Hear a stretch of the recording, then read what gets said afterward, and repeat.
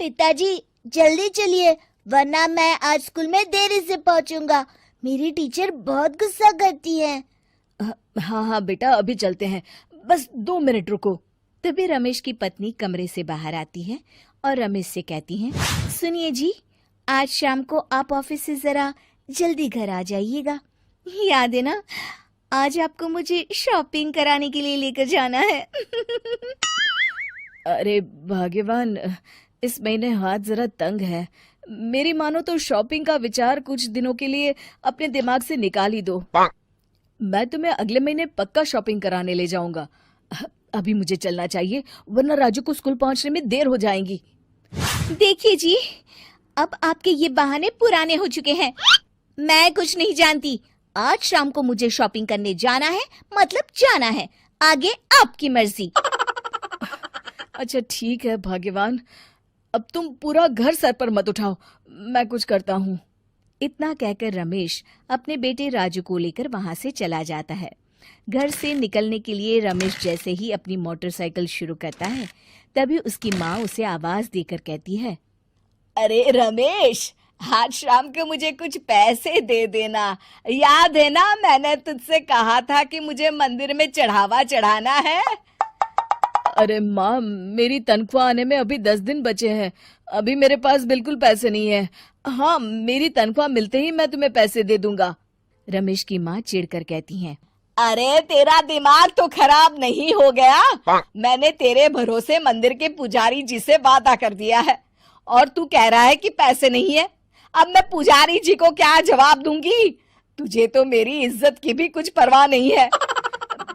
अच्छा ठीक है माँ, अब तुम गुस्सा मत करो, मैं शाम तक कुछ इंतजाम करता हूँ। इतना कहकर रमेश वहां से चला जाता है। फिर दोपहर को जब रमेश अपने दफ्तर में बैठा होता है, तब उसे अपनी पत्नी और माँ की बातें याद आती हैं। रमेश अपने दफ्तर के एक साथी मोहन से कुछ रुपए उधार मांगता है। अरे भाई मोहन, मेरा एक छोटा सा काम कर दो, मुझे कुछ रुपयों की सख्त जरूरत है। मुझे कुछ दिनों के लिए क्या तुम रुपए उधार दे सकते हो? अरे रमेश भाई, मैं तुम्हें पैसे उधार तो दे सकता हूँ, लेकिन मुझे वक्त पर पैसे लौटा देना। वैसे भी मेरा मानना है कि दोस्ती यारी में कभी पैसों का व्यवहार नहीं करना चाहिए। ये कहावत तो तुमने सुनी ही होगी कि उधार प्रेम की कैंची है। मैं नहीं चाहता कि पैसों को लेकर हमारा रिश्ता खराब हो। अरे मोहन, तुम बिल्कुल चिंता मत करो, मैं तुम्हारे पैसे वक्त पर लौटा दूंगा। फिर मोहन रमेश को पैसे दे देता है। शाम को घर आकर रमेश कुछ पैसे अपनी माँ को देता है और साथ ही अपनी पत्नी को भी शॉपिंग कराने बाजार लेकर जाता है। रमेश की पत्नी और उसकी माँ का स्वभाव जरूरत से ज्यादा खर्चीला होने के कारण दोनों हमेशा बेवजह पैसे खर्च करती हैं। फिर एक दिन, सुनिए जी, अगले हफ्ते हमने छुट्टियों में कहीं बाहर जाने का प्लान बनाया था। आपने पैसों का इंतजाम कर लिया ना? अरे अभी कहाँ, अभी तो मेरे पास बिल्कुल पैसे नहीं है। हम कभी और चले जाएंगे। देखिए जी, मैंने सभी सहेलियों से कह दिया है कि मैं बाहर घूमने जा रही हूँ। अगर मैं नहीं गई तो सब मुझ पर हंसेंगी। आप कहीं से भी पैसों का इंतजाम कीजिए जी। इतना कहकर रमेश की पत्नी वहां से चली जाती है। वहीं दूसरी तरफ रमेश की माँ भी तीर्थ यात्रा जाने की जिद करती है और रमेश से पैसे मांगती है। फिर अगले दिन रमेश एक सेठ से पैसे उधार लेकर अपनी पत्नी और बेटे को घुमाने ले जाता है और अपनी माँ को भी तीर्थ यात्रा पर भेज देता है। लेकिन जैसे ही रमेश अपनी छुट्टियां बिताकर वापस आता है, कर्जदार उसका जीना मुश्किल कर देते हैं।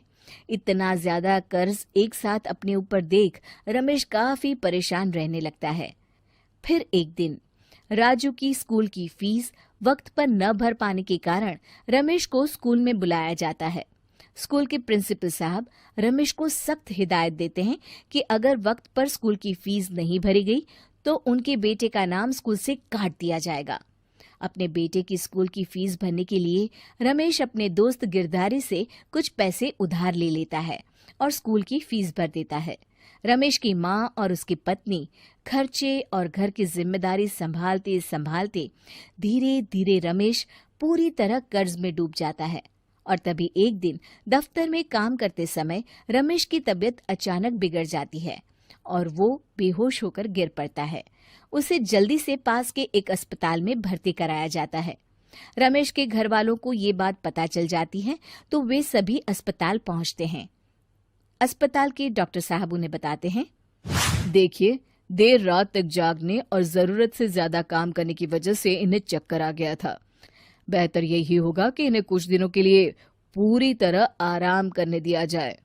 रमेश की हालत देखकर उसके बेटे राजू को बहुत गुस्सा आता है और वो अपनी दादी और माँ से कहता है, माँ, दादी, मैं इतना छोटा हूँ, फिर भी मैं इतना समझता हूँ कि पिताजी दिन रात दफ्तर में काम करके पैसे कमाते हैं।